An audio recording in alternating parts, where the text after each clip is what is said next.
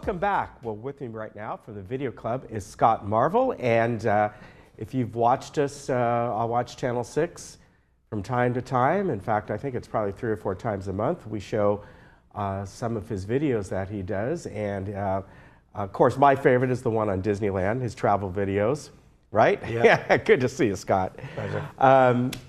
Yeah, you do some great work, and people may not know that you use your iPhone, right? Yeah, I don't advertise that on the show, but every show that I do, the Thrive Show or the Artist Showcase that I started up a few months back, it's all shot with my iPhone. Yeah, and it's amazing whether or not you have an iPhone or an Android device. It's amazing what you can do with it, and that is, of course, the main thrust of your classes coming up. Right? Yep, that's why I'm here. Yeah. So tell me, you know, you have your phone here, and obviously people know what they look like and all that, but you also supplement that with different add-ons to it, different accessories that are fairly inexpensive, people can get, but they certainly help you produce the videos, right?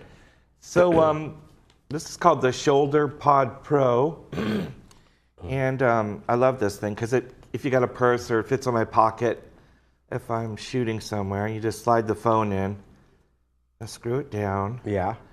And it's got the cool handle, so you know, you don't have to worry about dropping your phone, and you get some really stable, excellent shots with this. And then in order to get good sound, I invested $150 in this Shure microphone, and it just snaps into the bottom. So if I'm doing an interview, it's this way, and if I'm doing a selfie podcast and I want to do a voiceover, it's amazing. I just turn it. Of course, I'm this way, and it picks up very good sound. And you know, so this is $150, and this is $40. So it's for $200. I've got myself a professional rig. With the iPhone. And they make all different ones. Another one is I want to call it. Is it the Gorilla Grip? It's a type of tripod, but then it has magnets on it, so it'll stick on something. Right. And one thing you want to avoid, especially if you're going to places like Disneyland, particularly there, is a selfie stick. They do not allow those. No. Because they can be dangerous. People are walking around and people get poked with them or something. But there's so many things that you can find that supplement your phone that can turn it into a really great video device, and it already is, but it makes it much more helpful and can bring in better sound. I don't know if you have them here today, but you have the clip-on lenses too. No, right? I don't use those. Oh, you don't? No, I haven't found a need for those, so I haven't spent the money. Okay, but they do have those. Oh, in fact, we have some of those at home, and they can clip on over your camera on your phone, and you got a telephoto lens or whatever it might be, and it's really amazing. Yeah, so my message to villagers is if you've got a smartphone, you know, all of us are old enough to remember the Cray supercomputer back in the 80s. Yeah. Well, I went and did some research. The phone that you have in your pocket is 1,000 times more powerful than the Cray supercomputer of the 80s. Yeah. So you've got a supercomputer. The video camera in this iPhone, there was a professional videographer who had a $30,000 RED camera, and he duct taped the iPhone 7 Plus on top of it and shot a movie. So he had the phone on top of the camera, and you couldn't tell the difference between the iPhone and the $30,000 camera when he put it up on YouTube. Well, you know, it's really amazing, the video quality with these phones that over the years. And it's beautiful. I mean, it's brilliant video. And I would say the only kind of downfall to them is, as you well know, is if you're not in a well-lit location. That's what I was going to talk about. Professional cameras. So the professional cameras are good in the low light. Yeah. But most people, when they're on vacation or they're doing things that they're not shooting at night. Yeah, yeah. But that's probably their only downfall right now. Even you've got one of the newer iPhones, and you know, taking photos in a darkened room still is not the same as, you know, using a regular digital camera. But you know, it's the old saying that what's the camera in your pocket and the one you're going to carry. Right. Yeah. I used to carry years ago a nice SLR before even the DSLRs, going to Disneyland and going around. It's just, we still have it. It stays in the drawer. You know, we just don't use it. And, you know, you can't beat them. We certainly know folks, both you and I, here in the village who use those and take brilliant photographs. But that's what you have in your pocket. So the class I'm teaching, I've been a professional videographer since 1984. That's a long time. And I'm going to be teaching you, starting Friday, how to actually shoot to edit. Meaning, it's all about, what I'm teaching you how to do is to take a shot and have it be the perfect shot, and then make the next shot be the perfect shot that matches that shot. So you literally, when it comes time to using the app in the phone, it's click, click, click, click, click, click. Your movie's done.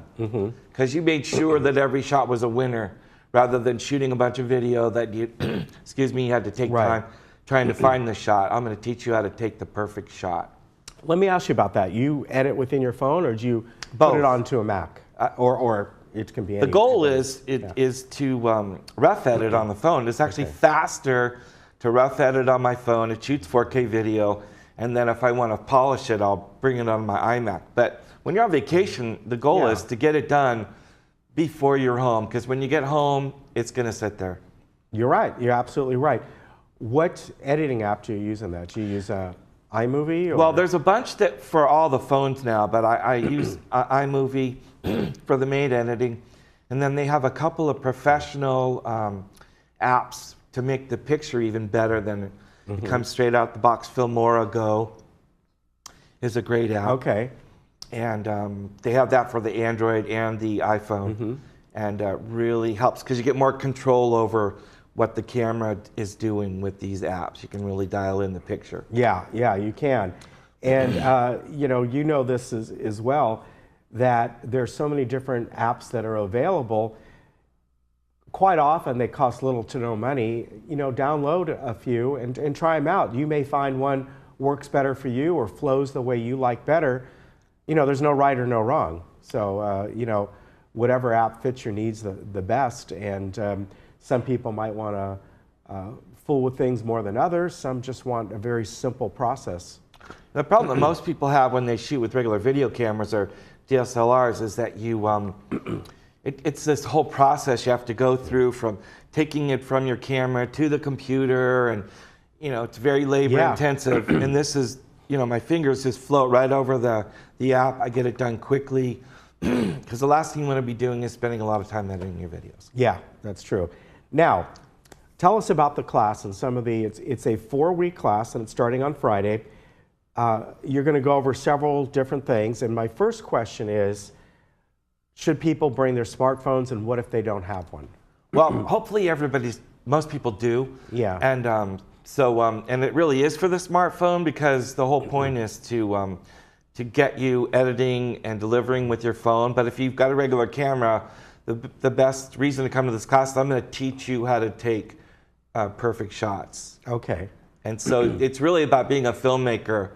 The technology's got so simple now and so easy that that's the least of your worries. It's getting the good shots that people love that I'm going to help you make sure you get by the time you get done with this class. Yeah, and making it as easy as possible, because as you said, the devices have gotten so good, you don't have to focus, you don't have to worry about color management. I mean, yes, you can go ahead and do that if you want to get into that point.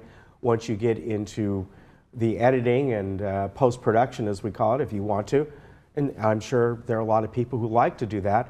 But this is designed, as you said, you're out for a day trip, you're on vacation, you want to get things done quick, and then if you want, post them, right? The best way to make better movies is to make a lot of movies. Yeah. And so in the class, we're going to focus on creating a 1-minute movie the very first day. The goal is that every person that comes is going to have a finished 1-minute movie. Because if you make a lot of 1-minute movies, you're going to get really good at the thinking behind making the movies. Yeah, that's certainly true. What are some of the favorite places that you like to go? And yeah, we live in a target-rich environment. Yeah, we do. Here. We've got the beaches. I've got my Disney pass, so it's always fun for me to. I'm always, even though I've been doing this since '84, looking to hone my skills. Yeah. You can always get better as a filmmaker, and Disneyland, places like that that are target rich.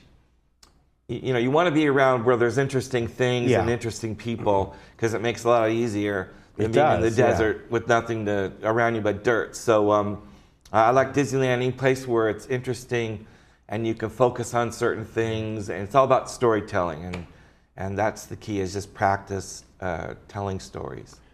Part of storytelling is, you know, if you're going somewhere for the purpose of making a video, maybe kind of look around first before you start shooting. See what interests you, whatever it may be, that doesn't matter. But figure on the type of story that you want to tell. I think where people get lost is that, as you said, they keep taking more video, little snippets of video here and there, and yet they've never created a story out of it. Yeah, so there's all kinds of ways to tell a story. So that way is and what I've learned in teaching these classes through the video club is that certain people like structure and certain people like to freewheel it. Yeah. And so I'm going to kind of work with both people. The key is to be open to what's coming your way. Because if you just have a script and a storyboard and you're locked in, you're going to miss some stuff. Right. So you got to be ready in the moment and just be thinking about what it is you're trying to do. Yeah, and you know, who was just such a classic at that was Huell Hauser. If there anybody, and he talked about this many times, he'd have a particular story that he wanted to get out at the start. Sometimes he didn't. Sometimes he'd just go somewhere and see what happens. But along the way, if you've watched California's Gold over the years, it would detour quite often, because all of a sudden he would come across something interesting that he didn't know was there. I think for villagers, you've got to be interested in the story that you're going to tell. And if you're not interested, then nobody else is going to be interested either. Right. So it's helping people sort of captivate that interesting spirit. That's different when you're just walking around. Yeah. It's a whole different kind of way of seeing things when you're trying to actually make a movie than just go to Disneyland or something. Now, as part of this class, are you going, it's a 4-week class, going to show people how maybe to construct, if they want to put titling in there or not? Oh yeah, it's just, soup to nuts. Okay. You're going to come out we're going to do voiceovers, titles. You're going to have the skills that you need in order to start making quality videos that people love. Oh, it's going to be a lot of fun. It will be. Yeah. Now, we talked about if people bring their smartphones. Anything else that they need to bring, or just come ready to learn how to make movies. All right, so this is going to be happening on Fridays through January. It's $20 for members, $35 for non-members, and $35 if you pay that will end up including club membership for a year. So, you know, either way, you're good. The first one is coming up on Friday, this Friday, okay, over at the Video Lab, and at 9:30 to noon. Do people need to, we got your contact information up. Just show up. Just show up. That's what I wanted to find out. Okay. It's going to be a lot of fun. It will be fun. And it's just incredible how much you can do with these devices nowadays. And, you know, going back to the time when you needed an 8mm, you know, going back all the way to then. We've come a long way in the last 20, 30 years. Yeah, because and what's nice, it's instant, which is great. Thank you for coming on. That was fun. That was fun. Hey, take care of yourself, and maybe we'll see you at Disneyland. There we go. Yeah. Nice. All right, we're both pass holders, so. All right, we'll be back. Where'd you go to?